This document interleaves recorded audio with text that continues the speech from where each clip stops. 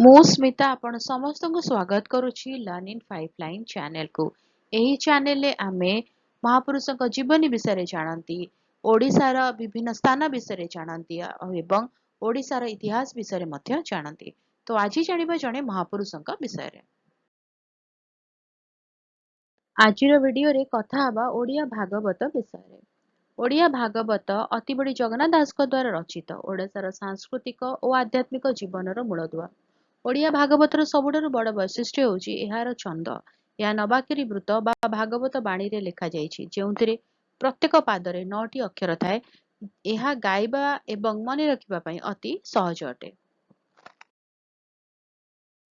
ସଂସ୍କୃତ ଭାଗବତର ଜଟିଳ ତତ୍ତ୍ୱକୁ ଜଗନ୍ନାଥ ଦାସ ଅତି ସରଳ ଓଡ଼ିଆ ଭାଷାରେ ରୂପାନ୍ତରିତ କରିଛନ୍ତି, ଯାହା ଫଳରେ ପଣ୍ଡିତଙ୍କଠାରୁ ଆରମ୍ଭ କରି ସାଧାରଣ ଚାଷୀ ପର୍ଯ୍ୟନ୍ତ ସମସ୍ତେ ଏହାର ଗୂଢ଼ ରହସ୍ୟକୁ ବୁଝିପାରନ୍ତି। ଏହା କେବଳ ଏକ ଧର୍ମ ଗ୍ରନ୍ଥ ନୁହେଁ, ବରଂ ଏହା ଏକ ଜୀବନ ଦର୍ଶନ।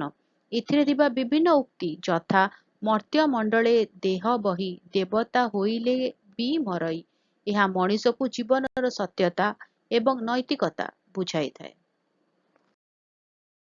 ଓଡ଼ିଆ ଭାଗବତ ପାଇଁ ଓଡ଼ିଶାରେ ଭାଗବତ ଟୁଙ୍ଗି ପରମ୍ପରା ସୃଷ୍ଟି ହୋଇଥିଲା। ଏହା ଗାଁ ମାନଙ୍କରେ ଏକ ସାମାଜିକ ଶିକ୍ଷା କେନ୍ଦ୍ର ଓ ନ୍ୟାୟାଳୟ ଭାବରେ କାର୍ଯ୍ୟ କରୁଥିଲା, ଯାହା ଓଡ଼ିଆ ଜାତିକୁ ଏକତାର ସୂତ୍ରରେ ବାନ୍ଧି ରଖିଥିଲା।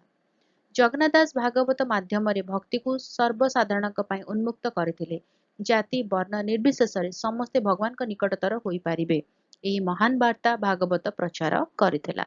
ଭିଡ଼ିଓଟି କେମିତି ଲାଗିଲା ମୋତେ କମେଣ୍ଟ କରିକି ଜଣାଇବ। ଯଦି କିଛି କ୍ୱେଶ୍ଚିନ୍ସ ଅଛି, ଡାଉଟ୍ ଅଛି, କମେଣ୍ଟରେ ଲେଖିଦେବ, ଆନ୍ସର କରିବା। ଆଉ ଯଦି ଭଲ ଲାଗିଲା ତାହେଲେ ଭିଡ଼ିଓ ଟିକେ ଲାଇକ୍ କରିଦେବ, ଭିଡ଼ିଓ ସହିତ ସେୟାର କର, ଚ୍ୟାନେଲକୁ ସବସ୍କ୍ରାଇବ କରି ବେଲ୍ ଆଇକନ୍ ପ୍ରେସ୍ କରି ଅଲ୍ ନୋଟିଫିକେସନକୁ ଅନ୍ ରଖିଥାଅ। ତାହେଲେ ରହୁଛି, ଦେଖା ହବା ଆଗାମୀ ଭିଡ଼ିଓରେ। ନମସ୍କାର।